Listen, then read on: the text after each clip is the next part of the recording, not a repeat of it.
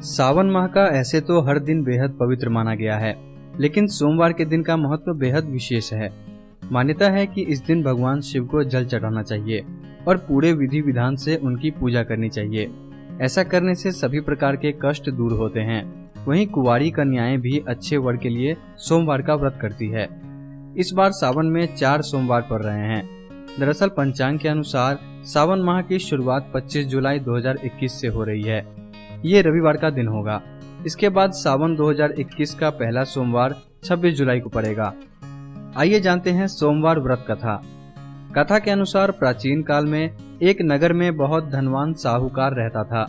उसको हालांकि एक बहुत बड़ा दुख ये था कि उसके कोई पुत्र नहीं थे। पुत्र की प्राप्ति के लिए वह हर सोमवार को शिव जी का व्रत और पूजन किया करता था।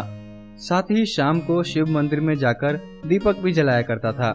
उसके उस भक्ति भाव को देखकर एक बार पार्वती माता ने शिव जी से कहा कि साहूकार आपका अनन्य भक्त है और पूजन बड़ी श्रद्धा से करता है, इसलिए इसकी मनोकामना पूर्ण करनी चाहिए।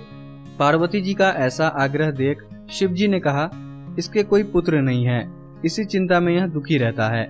इसके भाग्य में पुत्र नहीं है, पर फिर भी मैं इसे पुत्र की प्राप्ति का वर दे सकता हूँ, लेकिन यह केवल 12 साल तक जीवित रहेगा। यह सब बातें साहूकार सुन रहा था। इससे उसको न कुछ प्रसन्नता हुई और न ही दुख हुआ। वह पहले जैसा ही शिव जी का व्रत और पूजन करता रहा। कुछ दिनों के बाद साहूकार की स्त्री गर्भवती हुई और 10वें महीने में उसने एक सुंदर पुत्र को जन्म दिया। बालक जब 11 साल का हुआ तो उसकी माता ने उसके पिता से विवाह आदि के लिए कहा, तो साहूकार कहने लगा कि अभी वो इसका विवाह नहीं करेंगे और उसे पढ़ने के लिए काशी भेजेंगे। इसके बाद साहूकार ने बालक के मामा को बुलाकर उसको बहुत सा धन देकर कहा, तुम उस बालक को काशी जी पढ़ने के लिए ले जाओ और रास्ते में जिस स्थान पर भी जाओ यज्ञ तथा ब्राह्मणों को भोज कराते जाओ। दोनों के काशी जाने के रास्ते में एक शहर पड़ा। उस शहर में राजा की कन्या का विवाह था। वहीं दूसरे राजा का लड़का जो विवाह के लिए बारात लेकर आया था, वह एक आंख से काना था। उसके पिता को इस बात की बड़ी चिंता थी कि कहीं उसे देख कन्या के माता पिता विवाह में कोई अड़चन पैदा न कर दे। ऐसे में राजा ने जब साहूकार के सुंदर लड़के को देखा तो सोचा कि क्यों न दरवाजे के समय इस लड़के से वर का काम चलाया जाए।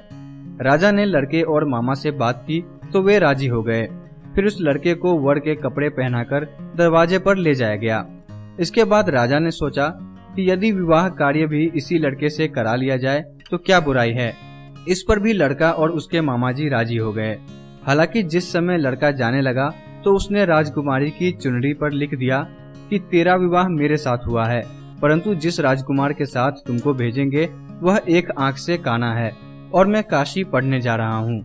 लड़के के जाने के पश्चात उस राजकुमारी ने जब अपनी चुनरी पर ऐसा लिखा हुआ पाया तो उसने राजकुमार के साथ जाने से मना कर दिया और कहा कि यह मेरा पति नहीं है, मेरा विवाह इसके साथ नहीं हुआ है।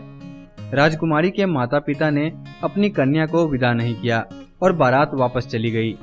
उधर सेठ का लड़का और उसका मामा काशी पहुंच गए और लड़का पढ़ाई करने लगा। जब लड़के की आयु 12 साल की हो गई, उस दिन उन्होंने यज्ञ रचा रखा था। तभी लड़के ने अपने मामा से कहा, आज उसकी तबीयत कुछ ठीक नहीं है। मामा ने अंदर जाकर सोने को कहा और थोड़ी देर में उसके प्राण निकल गए।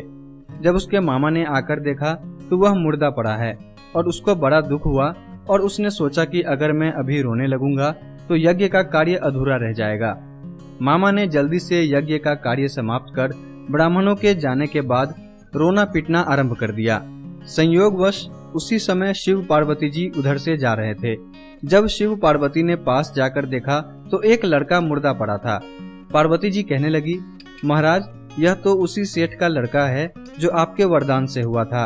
पार्वती जी के बार बार आग्रह करने पर शिव जी ने उसको जीवन का वरदान दिया और लड़का जीवित हो गया। इसके बाद शिव जी और पार्वती जी कैलाश पर्वत चले गए। इसके बाद शिक्षा पूरी होने पर लड़का और उसका मामा उसी प्रकार यज्ञ करते तथा ब्राह्मणों को भोज कराते अपने घर की ओर चल पड़े। रास्ते में उसी शहर में आए जहां उसका विवाह हुआ था। वहां पहुंचने पर लड़के के ससुर ने उसको पहचान लिया और अपने महल में ले जाकर उसकी बड़ी खातिर की और साथ ही लड़की और जमाई को विदा किया। जब वह अपने शहर के निकट आए तो मामा ने सबसे पहले आगे जाकर माँ बाप को पूरी बात बताई पिता को विश्वास नहीं हुआ। इस पर मामा ने कहा कि आपका पुत्र अपनी स्त्री के साथ बहुत सारा धन साथ लेकर आया है। तो सेठ ने आनंद के साथ उसका स्वागत किया और सभी बड़ी प्रसन्नता के साथ रहने लगे। कथा के अनुसार जो कोई भी सोमवार का व्रत इसी श्रद्धा से करता है, कथा को पढ़ता या सुनता है, उसके सभी कष्ट दूर होते हैं और सारी मनोकामनाएं पूरी होती है।